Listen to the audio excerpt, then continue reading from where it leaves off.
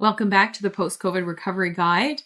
This is Module 1, Lesson 4, Planning Your Recovery. Let's get started. Okay, so step 1, find the right providers. This can be quite challenging, especially if you're suffering from profound fatigue, brain fog, or cognitive impairment, among a multitude of other symptoms. However, it is critical in you moving forward. Primary care provider is the first one. I would suggest that this is probably one of the more important ones. If you're able, the primary care provider or family doctor acts as the quarterback to all of your healthcare system. So I understand that a lot of long haulers, I know personally, and I've met patients in clinic professionally who have family docs who don't believe that long COVID exists or don't believe that they have long COVID. If this is the case, I am very sorry, and you deserve better. So if you're able, ask your family or friends to help you find a new provider. You deserve to be taking care of somebody who believes you and validates your experience. Find a specialist who is an expert or specialized and has a really thorough understanding of post-COVID. From a medical perspective, this is really important in ensuring that you get a proper workup and making sure that you get the diagnosis of post-COVID. You also need lots of support throughout this process, so this is an important part. In our community, we do have a list, so check that out and see if if you don't yet have a specialist, there may be a post-COVID clinic near you. Allied health providers, so this includes people like they are special people such as speech language pathologists, physiotherapists, occupational therapists, registered dietitians. So they all help support this all-encompassing multi-system process that is post-COVID. So they are extremely helpful in helping you to improve and give you strategies. If you aren't able to attend one-on-one counseling, then come join our classes. They are run by our allied health professionals, and they really have a lot of tips and tricks, a lot of education, and a lot of support. There's lots that you can gain from attending those classes. A naturopath is another great option of holistic healthcare. The next is support. So this is critical. So do not walk this road alone. It is long and it is arduous and it is isolating. You are not alone anymore. You are part of this community. We are here to support you and we are here to witness and walk along with you. Friends, families, and partners can be wonderful supports. I also highly suggest if you're able and have access to seek help with a mental health therapist. It is a lot to process and it is a lot to work through.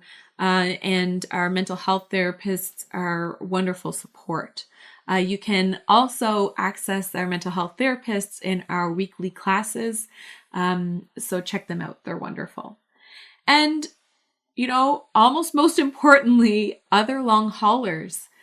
So while our friends and family and others may be extremely supportive and encourage us and be there for us along our journey, nobody really understands what it's like to live with this condition, aside from others who are also living it along with us. So join in, engage that in our community. The more you engage and the more you contribute and read, the more that you will get out of it. So other long haulers, for me, have been a fantastic area of support. The next avenue is work. So whether that's work from home or work from outside of the home, work takes up a lot of our capacity and a lot of our energy and our time throughout the day. So if you're able, take some time off of work or decrease your hours or look for accommodations, such as if you typically go into the office to see if you can work from home, try to take longer breaks and have a lower stress workload. This will allow you to give space for all of these symptoms that are all consuming, and give you space to focus on your health. The next pillar is energy conservation. So the bank account strategy is really effective, and that was something that I found to be really helpful in understanding how to manage my energy. So imagine that you are deposited, so pre-COVID, you were deposited $1 million into your bank account every night, $1 million of energy dollars. So you could use lots throughout the day if you didn't have a good sleep, even many days or weeks in a row. You may not feel great, but you're still able to function. There's always something left in that bank account. Now, post-COVID, you get $100 every night, only if you have a good sleep. So what happens then is that a lot of long haulers are not used to dealing with these lower levels of energy day after day, and are used to having endless supplies of energy and being able to function very high. So what happens often is that people will end up overdrawing that energy balance in their bank account, which will lead to these crashes.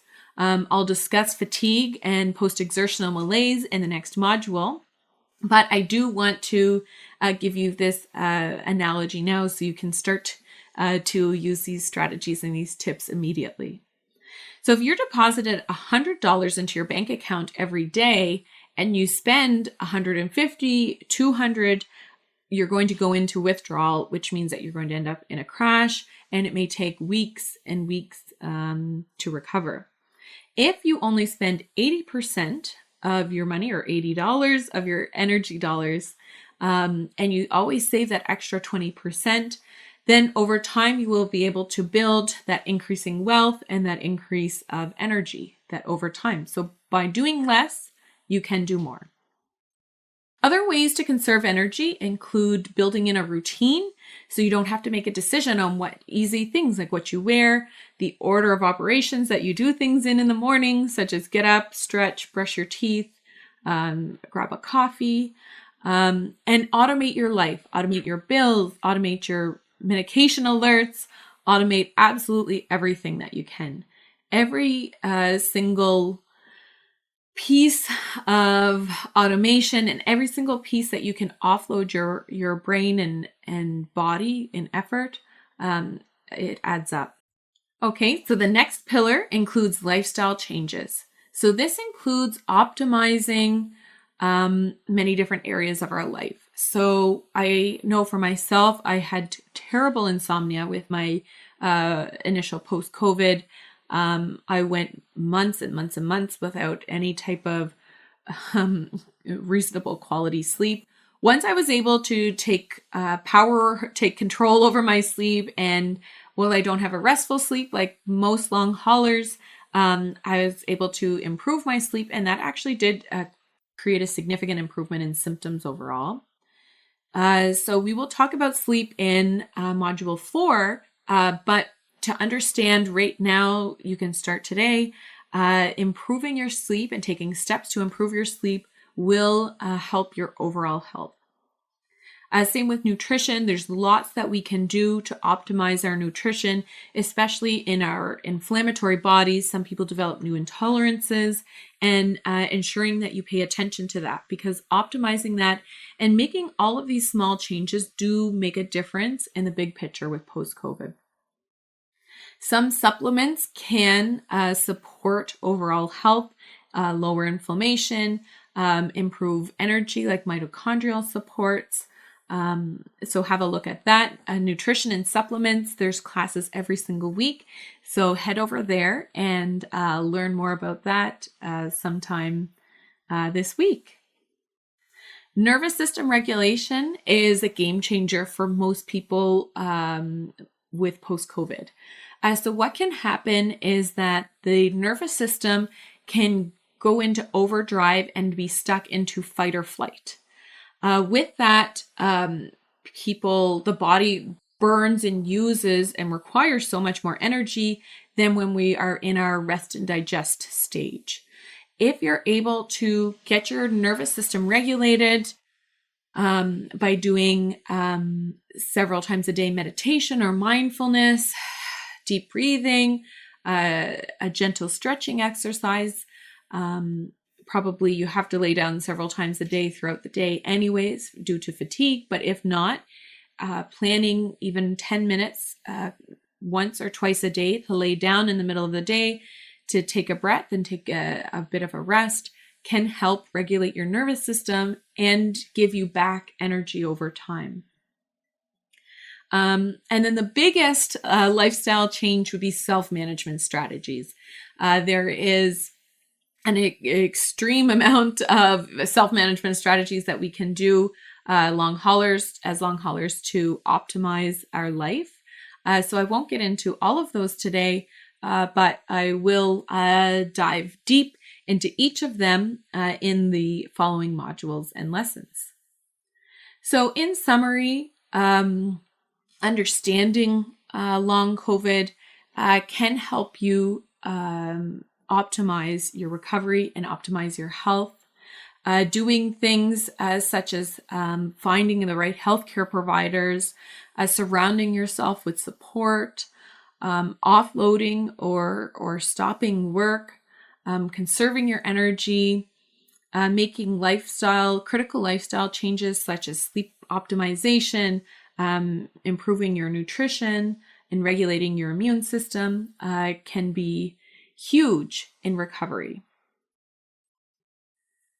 Education is also really important. So educate yourself, educate your family and friends. And it is very unfair, but a lot of us long haulers actually have to educate our healthcare providers. Here we will, in the community, we will provide you with resources to educate yourself and your loved ones. You can use this course or a multitude of resources available in the community. And we will also give you some information on how to educate your healthcare providers to help you with that. I have been there. Unfortunately, I've had to help educate my healthcare providers. A lot of the long hauler veterans have. So we have created some resources so that you don't have to go that alone. Thank you for joining in this module. I will see you over in module 2.